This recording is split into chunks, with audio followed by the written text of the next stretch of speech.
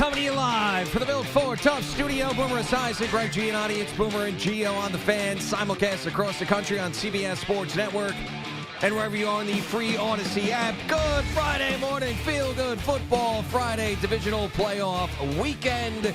Hopefully a good one. There are some big spreads. You don't normally get multiple spreads that are over a touchdown in divisional playoff weekend, but we do have that. And, of course, the big one, the Ravens going to Buffalo. That's going to be the most talked about. I can't imagine how that game is going to be a dud, so I hope it is a classic that we talk about for a long time, like the Kansas City Chiefs and the Buffalo Bills in the divisionals a couple years ago in 2022. Seems like the Pete Alonso Mets thing is officially over. He is not going to be a New York Met. We'll get into that at some point as well. And I feel like I saw Boomer 3 hours ago, because I kind of did. Good morning, Boomer. How are you? Successful event last night. Yeah, it was a great event. And again, thanks to the Bolson brothers and Teller's Chop House. We had a great night last night. Thanks to Phil Simms for trekking all the way out to Islip, New York from Franklin Lakes. He was a huge hit last night. As you can tell, my voice came back. Good. Thankfully, because I did get a little sleep. But, you know, for me, what happened last night, it was a great event. Got in my car, drove home, and got back to see the second and third period of the Ranger game. Oh, I was worried that you would not. No. So it was good. It was great, especially at third period, because they came back and they won the game. They scored 2 goals, and then Panarin had an empty netter, so that was good. I was able to do that. And, last night was a lot of fun. I had over 100 people there at Teller's next door. Couldn't have gone any better for our foundation. Thank you to you as well for emceeing and doing a great job on the auction. So, yeah, it was a very successful night for all of us. And now here we are on a football Friday. And, you're right, with these spreads and everything and looking at these games and just talking about them again last night, and we'll talk about them again today. I mean, there's, the Ravens, the Eagles, the Lions, and the Chiefs are just 4 really good teams.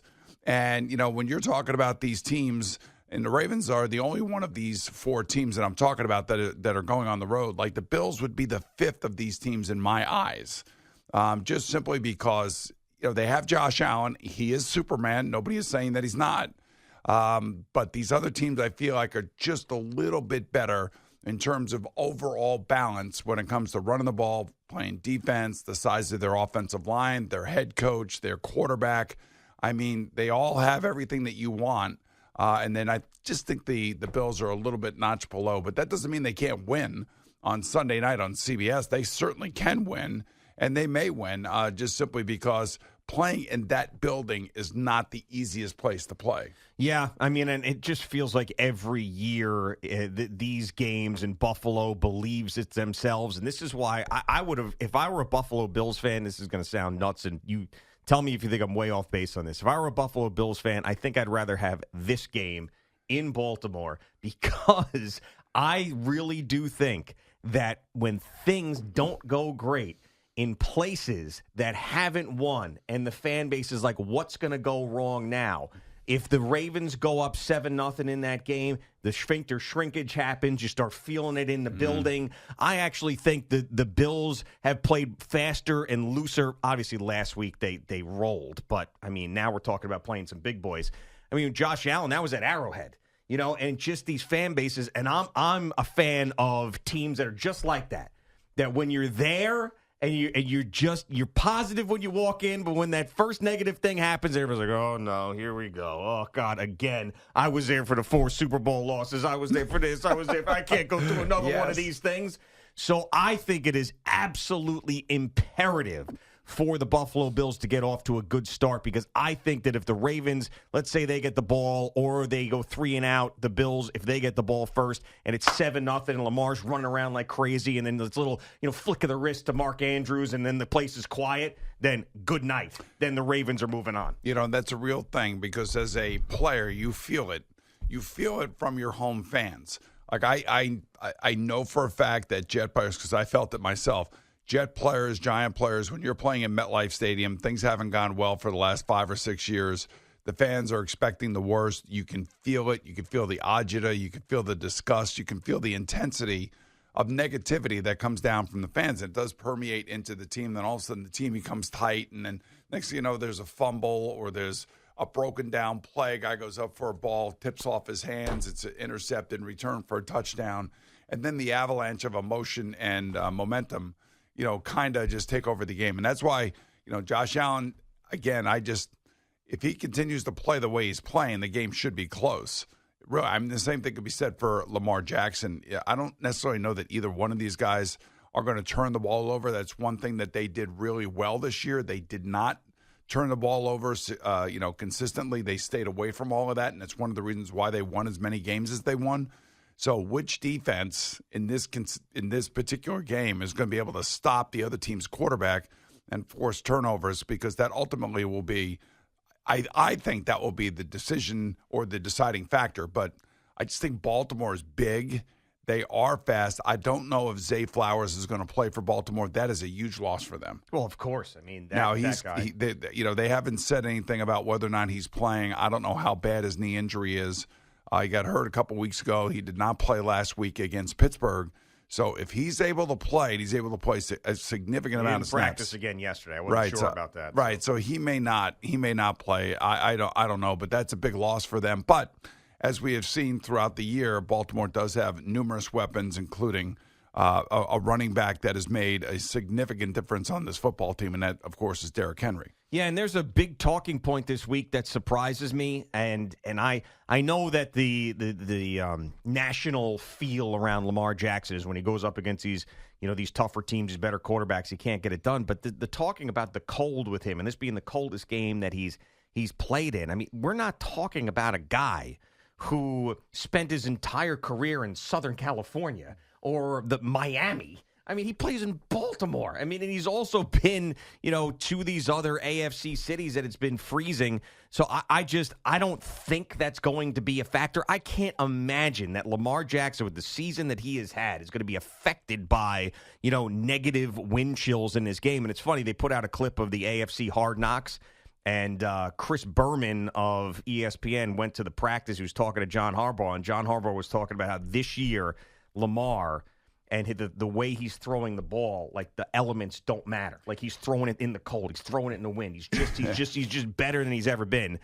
So that I took that. I can be swayed by anything these days. Yes, I'm sure. I took that and I'm like, you know what? I think he's going to play really well in this game, and the weather's not going to matter. Well, there's one thing we all know, that Josh Allen is weatherproof. He'll run through anything. He'll run anytime. He'll take off anytime. But so will Lamar, and that's why Lamar is going to be the MVP of the NFL. People last night were asking whether or not this game is going to have any impact. No, it doesn't. Yeah. The votes are already in, and it's based on the regular season. And Lamar Jackson was your all-pro quarterback. So if he's your all-pro quarterback, he's going to be your MVP. Yeah, I mean, and he beats him out in every single statistical category. Yeah, I mean, and it's not taking anything away from Josh Allen. He had a great season. And, just unfortunately for Josh that Lamar had a season for the ages, maybe the greatest single season any quarterback has ever had, when you combine the passing yards over 4,000 and the running yards over 900 yards. I mean, that's 5,000 yards of offense, plus all the touchdowns and the lack of turnovers. He had a remarkable season, and he's going to win his third MVP, and he deserves it. Yeah, and I don't think we're going to get what we got in the NBA, where Jokic was clearly the best player, and they didn't want to give him 3 in a row, so they went to Joel Embiid. Like, you can't. That's just the dumbest thing in the world. You give it to the player who's got who's supposed to be the MVP, and it should be Lamar Jackson. But that doesn't mean that Josh Allen can't play better than him in this football game. No, I mean, if you were Josh Allen, that could be a little fuel for the fire for sure, but I don't think Josh is thinking that. I don't think Josh is thinking about the MVP. I just think they're just trying to figure out a way to beat each other. That's really what it comes down to here. And I think Lamar talked about that this week. Maybe when we're older, we'll laugh about it, kind of like me and my generation laugh about it. Yeah. But, I just, when you have these types of quarterbacks that are dual threat quarterbacks and can take off at any time, it's so difficult to play defense against them. Matt Milano is going to be standing out there, and he's going to try to be figuring out where the hell is Lamar going. And he's a really good player, and he may have a bad game because he's going against the league's best right now. Right, and the league's best right now looks about as fast as he's ever had. That first half against Pittsburgh, man, he looked like he was shot out of a cannon. So that was their home game. He knew he had to have a big game against Pittsburgh, and now comes another real test for him because he'll have to go on here, and most likely the winner of this game is going to obviously go to Kansas City, because I don't think any of us think that the Texans are going to beat Kansas City. I don't, but I mean, so they had the last time that you saw the Kansas City Chiefs offense on the field intact was the last time that they played the Texans. And I believe there was a 23-16 game. And that's the game that Tank Dell got hurt after scoring the touchdown, Right. and C.J. Stroud went into a shell, Absolutely. an emotional shell. And then didn't play well for 2 weeks after that as well. So that had sort of an impact on the game. You know, the Kansas City Chiefs always find a way to win, but they don't cover spreads that are more than 6 points. So, I mean, it could be close, but I got to see somebody go in there and beat them again. Obviously, the Cincinnati Bengals, they have done it, but I got to see someone else I do think it. the Bills or the Ravens can go in there and beat them. Right, they could. I'm just saying, I got to see somebody do it before I pick it to happen. You know, and the Bengals, I last time the Bengals went in there, I was all in on them and thought they were going to do it again, and then they ended up losing the game, obviously. Stupid penalty towards the end of the game. Oh, it's just awful. But Yes. but I was all, because once I see that happen, I'm like, that team is not intimidated. Joe Burrow is not intimidated going in there. They beat them once. They could do it again. So I got to see another one of those AFC teams go in there and do it before I pick it. And I'm certainly not going to pick the Houston Texans to go and beat them. But every single game, it feels like that the Kansas City Chiefs have played has been a very close game, and one that comes down to the fourth quarter and Patrick Mahomes being the best player. You know, so we got these 4 games. Which one is the most lopsided in your eyes? The Lions, Commanders? I mean, probably. It has to be, right? Just because the Eagles can get in a rut offensively at times. The Rams could probably, they could keep up, score. I mean, on the road, it's going to be tougher, but it would have the biggest potential for blowout has to be Commanders-Lions. And I don't know if my take on this guy, I'm trying to create a world in which the Commanders can go in there and win in my brain. Is that what you were doing back in your office? No. I went back there and I looked at you and you had your eyes closed and you were sitting with your hands, your palms up. I'm like, what in the world are you doing? What were you doing? Were you trying to figure out, was that what you were doing at that point in time? I think I was just doing a little stretching. I think that was really it. That was stretching? I was doing a little stretching. It was like, eyes closed. That was stretching. That did not look like stretching to me. It looked like you were doing some sort of like spiritual thing, spiritual ritual, or I don't know what it was. I just didn't want to bother you. I was going to ask you a question, but I was like, I don't want to go anywhere near him. I didn't know what you were doing. No, it just just a little bit of pre-show stretching. And not in that moment was I imagining a world in which the Commanders win. Were you stretching like your fingers? You weren't stretching your legs. You weren't stretching your back. I got in trouble when I wasn't doing any meditating. I got in trouble in school. It was like probably 3rd grade, and I had heard the word meditating, and I got it confused with a different word. Okay. And I was sitting in my chair in school, and I had my eyes closed, and I had my hands out, sort of my fingers put together, and I was just being a little goofball in 3rd grade, and the teacher goes, "What are you doing?" I said, "I'm masturbating." And it was the wrong word. It was supposed to be meditating, is what I was supposed to say. Well, and I got confused. So I caught you meditating today. Maybe. But yeah, that's so anyway, I'm trying to imagine a world in which the Commanders beat the Lions, and it all comes down to this. Well, the Lions were the fun team last year, nothing to lose. Then this year, they are the ones. They are the number 1 seed. Everybody's been talking about them as the best team. They are the favorites. And just all the pressure on a team that's never been to a Super Bowl, and the Commanders and Jaden Daniels just being, whatever happens, happens. I'm good. I did what I needed to do this year. It's kind of interesting. So we have these eight teams. 2 out of these 8 teams, maybe it's more. I do know that, obviously the Ravens just mauled the Bills back in week 4, 35-10. The Rams also beat the Bills late in the season out in L.A. That was a crazy game. And that was a crazy game. So it's like, which one of these Bills teams are we going to see on Sunday night? And it is going to be cold because it's a 6:30 start. Yeah. I know you guys, you and Phil made your decision on the game last night and who was going to win. I still have not decided who I'm picking when we do our picks a little bit later. It's like I'm hearing so much of the same thing in this game over and over again. Which so now you got to talk yourself into going the other way. Of course. Yeah. And it's impossible. It's impossible to be right about these things all the time. Even the best in the world are less than 60% trying to figure these things out. So, yeah, to be honest with you, I just want at least 2 of these games. Give me a couple good games. Normally, these divisional round games are competitive. Yeah, but you got 2 spreads that are over a touchdown and one that is half a point under a full touchdown at 7 points. So, I mean, a touchdown and extra point. I just wonder, like, is Kansas City going to finally come out and just blow somebody out? No, I don't think so. I mean, if they're going to do it, maybe it's this week because it's the Texans, but that Texans defense is feisty, man. 2 edge rushers that are pretty damn good that, upset the game.